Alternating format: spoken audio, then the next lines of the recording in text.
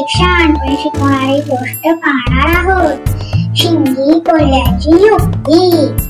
एका जंगलात महाचतुरक नावाचा कोल्हा अन्नाच्या शोधात फिरत होता. त्याला एक मेलेला हत्ती दिसला. वा वा, आज तर माझा दिवस आहे. पण त्याला हत्तीचे कातडे फाडता येईना. एक सिंह आला. कोल्हा म्हणाला, हा हत्ती तुमच्यासाठी राखून ठेवलाय. सिंह म्हणाला, मी शिकार केलेल्यांचा मांस खातो, हे तू खा. याची शिकार मी केलेली नाही. सिंह निघून गेला.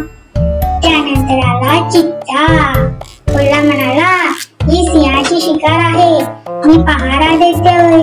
सिंहाचे पायछाप पाहून चित्त्याने धुवून ठेवला. आता आला वाघ. वाघ दादा, खूप भुकेले दिसताय, तुम्ही हे खा, मी लक्ष ठेवतो.